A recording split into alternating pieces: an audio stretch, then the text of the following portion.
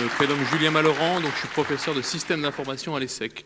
Système d'information, aujourd'hui, qui est largement relié au digital.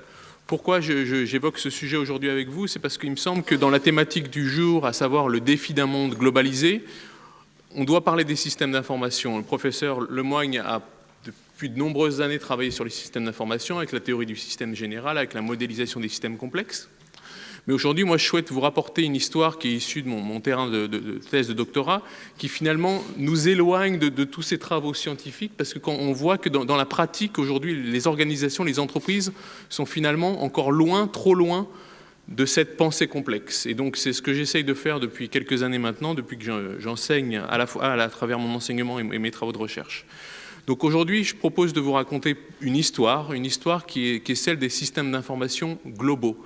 Quand on parle de systèmes d'information globaux, aujourd'hui on parle de systèmes d'information qui se veulent implémentés à l'échelle de toutes les unités d'une entreprise. Donc ici on se situe sur le secteur privé et la plupart des systèmes d'information sont conçus de manière à être implémentés, déroulés dans toutes les unités, dans toutes les filiales des grands groupes. Alors c'est une situation que j'ai reconnue dans bon nombre d'entreprises françaises, Areva pour ne pas la nommer, et il s'est trouvé que ce scénario que je vais vous conter aujourd'hui se retrouve être finalement assez commun à bon nombre de grands groupes.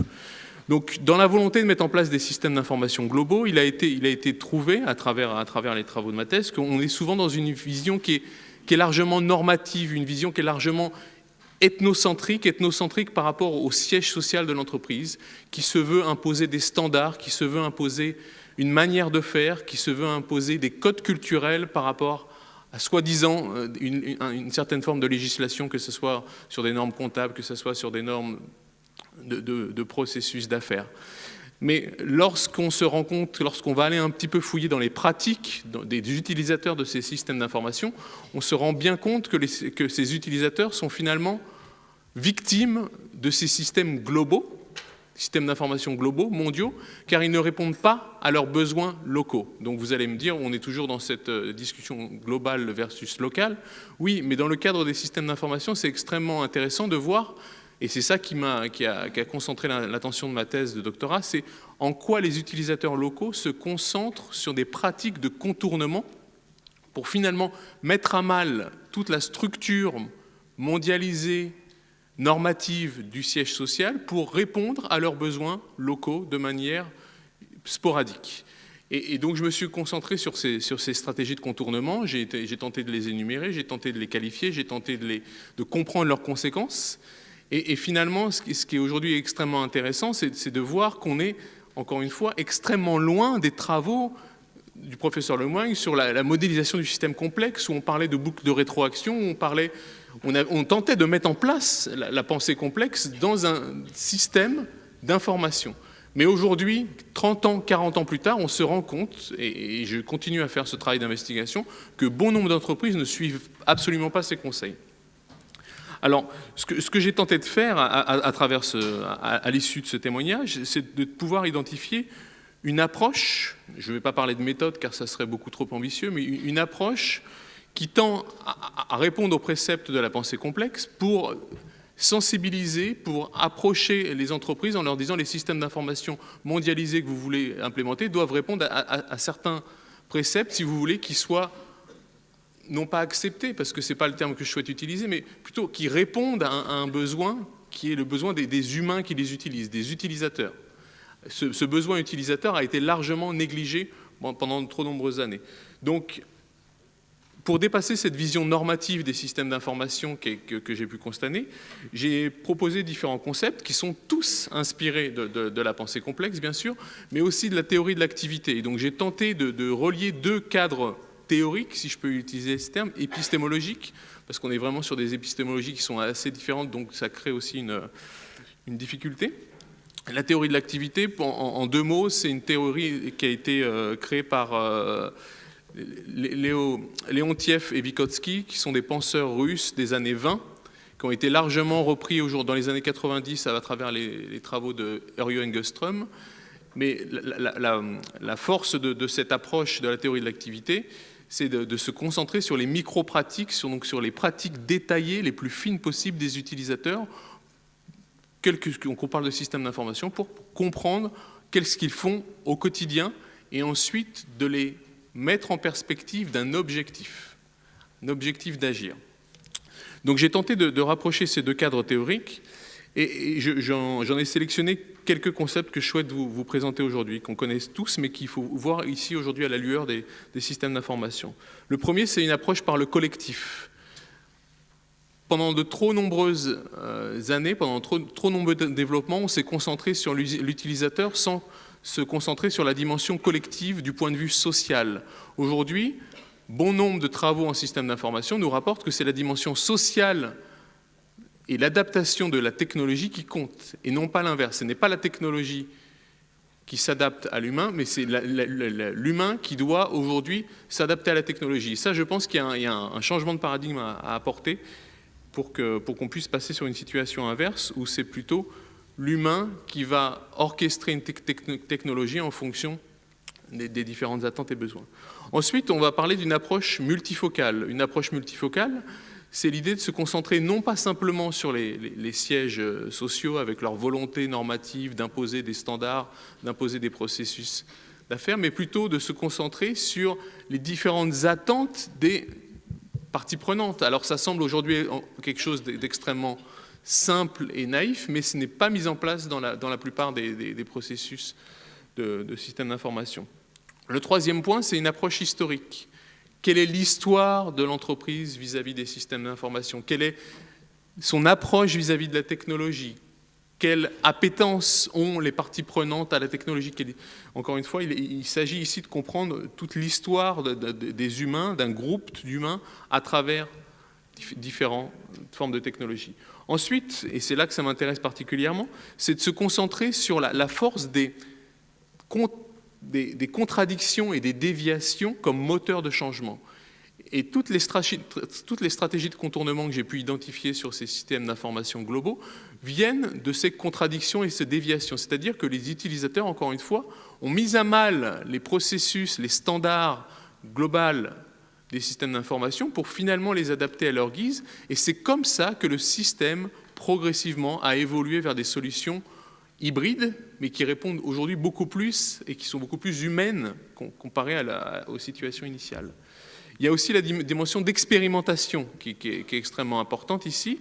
Donc, suite à l'identification de ces contradictions et de ces déviations, les utilisateurs de systèmes d'information vont tenter d'expérimenter des nouvelles pratiques, des pratiques qui sont non attendues, des pratiques qui sont non officielles, mais qui se veulent, encore une fois, répondre à des logiques locales, à des logiques j'allais dire, de bien-être par rapport à la technologie. Mais c'est quelque chose qui est important.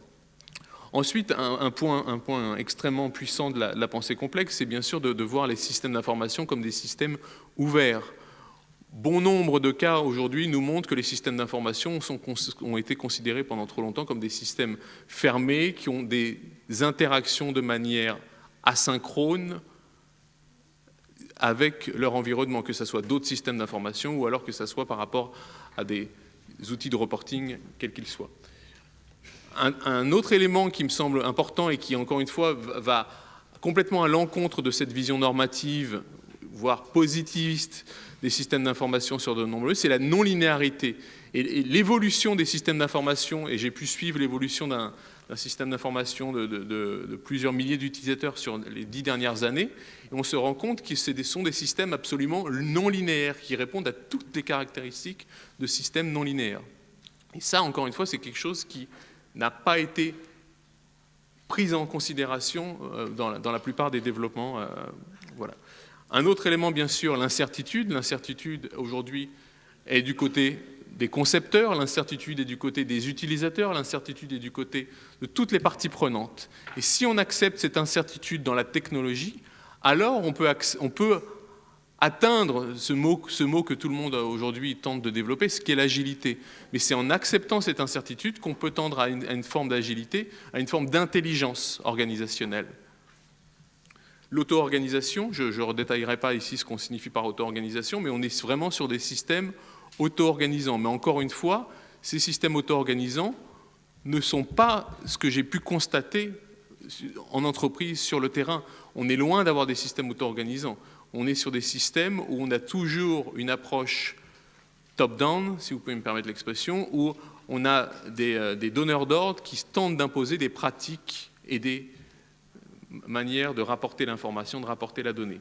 Enfin, deux éléments qui me semblent importants également, c'est se concentrer sur les micro-pratiques, sur les pratiques quotidiennes des utilisateurs. Pendant trop longtemps, on a eu cette expression du tunnel pour dire que ces systèmes d'information, finalement, sont complètement déconnectés de la réalité des utilisateurs, de leurs besoins quotidiens. Mais pour éviter cela, il faut se concentrer sur les pratiques quotidiennes pour finalement remonter la rivière telle que le font les saumons, si je peux utiliser cette expression, pour finalement que le design de ces systèmes d'information soit aussi évolutif et auto-évolutif. Et enfin, un dernier élément que je souhaite ici ajouter, c'est le rôle de la technologie comme artefact de médiation. Aujourd'hui, on est dans l'ère du digital. Excusez-moi l'expression, on nous bassine aujourd'hui avec les processus de révolution numérique, de transformation digitale, en disant que ça change notre manière de communiquer, de voir le monde, qu'on est au début d'une nouvelle ère. Oui, on est au début d'une nouvelle ère, mais il faut pouvoir absolument questionner comment le digital est en train de prendre le pas dans nos modes communicationnels, que ce soit au niveau des systèmes d'information d'entreprise ou dans la sphère plus personnelle, pour pouvoir absolument le questionner. Donc, c'est-à-dire d'abord comprendre ce qu'on entend par le digital, parce que si j'avais quelque chose à dire, c'est que le digital n'est pas une fin en soi.